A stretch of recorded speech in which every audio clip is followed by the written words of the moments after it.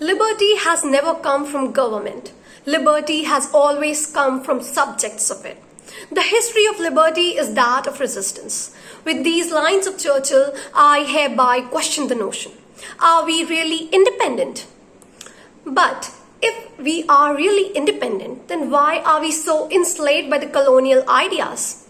Our books preach of Lincoln's idea of democracy at length, but conveniently shrink Gita's idea of Nishkarma, life lessons by Hazrat Nizamuddin, Jainism's idea of Anekvanta.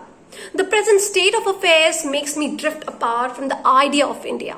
How can I consider myself as free when Muslim women are auctioned and made Sulli deal of the day? How can independent India try to control what we read, write, or even laugh about? More than 10 petitions have challenged the IT Rules 2021. The recent proposal to amend the Cinematograph Act shows that the state is hell-bent on controlling rather than facilitating. The controversial love jihad and population policies by UP government denies women the agency to reproduce or even marry of her own choice. The daily intimidation of journalists, CGI's sexist remark on why are women protesting makes me say that India is turning into a flailing state. Legislators today are subverting constitution. Bureaupathology drives the bureaucracy. CGI tries to become master of the roster. Political parties are creating a post-truth society where people have been blinded by emotions. We have lost the rationality. Let's talk about fiscal adharma. Under GST, the state's capacity to generate tax is denied and then termed as an act of God.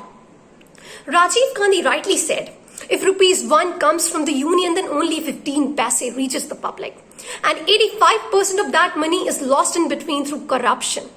The second ARC report rightly pointed out that a screen has been created such that there is secrecy in the administration.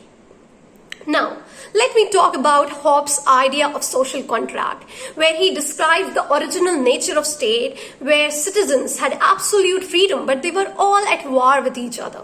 Therefore came the concept of modern state, where citizens paid allegiance to the state.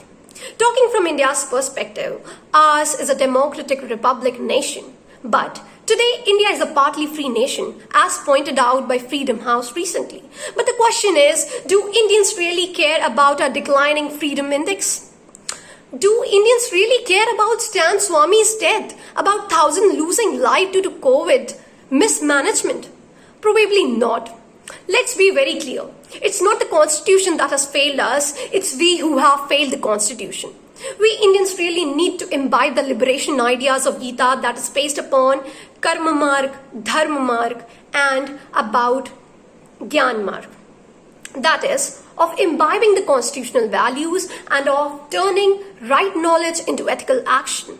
There needs to be a change of heart where no labor is subjugated, a proper kind of economic equality is prevailed, where wealth owners act as custodians of wealth.